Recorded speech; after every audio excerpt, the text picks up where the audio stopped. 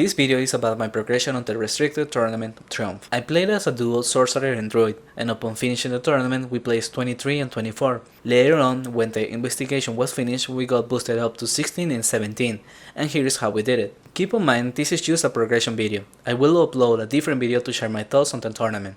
To start, we used our money to buy 2 Dwarven Shields, 2 Ethno Cloaks, and spells which included Strong Haze, Energy, Ice and Fire Strikes, Cure Poison, Light and Intense Healing, Magic Shield and our wave spells. Before starting to level, we headed to Isabi to open this shell at a chance for a gem worth 3k. After that, we went to the Tombow Fedron. We stayed until level 31 and moved on to the Spike. This took 1 hour and 10 of our time and were ranked 177 and 178.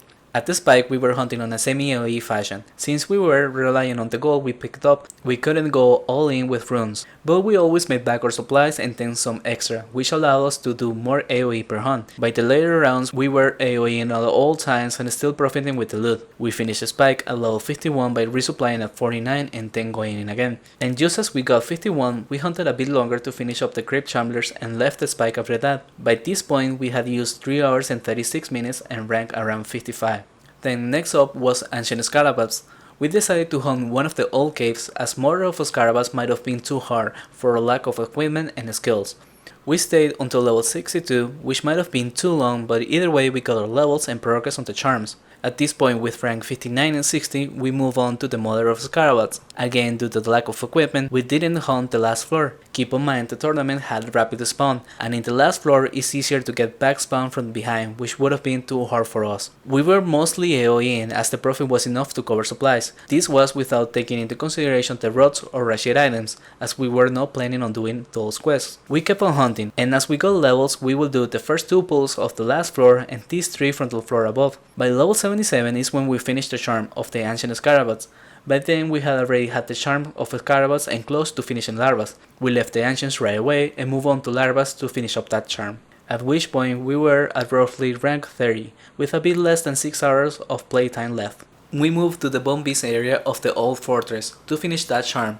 Surprisingly, the experience here was even better than at Scarabs, but the waste was huge. Here we used the cash we had saved up from our hunts in order to finish up that charm. Also, somehow, with less than 50 kills on necromancers, we were able to loot a spellbook and 2 boots of hates. This bond ended up being great for experience and charming, and we were able to finish up the Bombeast by level 84, at which point we were on top 10, with around 4 hours and 40 minutes left. The following day we didn't play and just worked on the quest access to Fairies.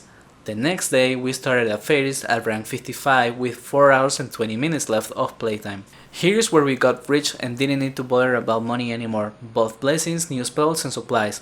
However, we also were not hunting this properly and trying to focus on all monsters instead of just 2. That costed us at least an hour wasted, but since we were still getting some progression on levels, it was alright. We stayed here until we finished the charms for Pixies and Nymphs. This got us to rank 8 and 11 since my friend died once here. And with 26 minutes left, the plan was to go back and work alone on our charms of skeletons and ghouls. I failed to complete this with the time I had, and my friend was able to finish the ghouls. So in the end, we were looking good for a top 10 spot, but on the last day of the tournament, things got out of control and ended up dropping to 23 and 24. But since it was mostly due to the other players abusing bugs, Zipsop opened an investigation and took away some of the other players, which in return boosted us higher, and honestly I'm pretty content with the results now. The tournament was a lot of fun. We didn't care about what other people were doing and just focused on our own plans, and even though we made mistakes along the way, it was still enjoyable.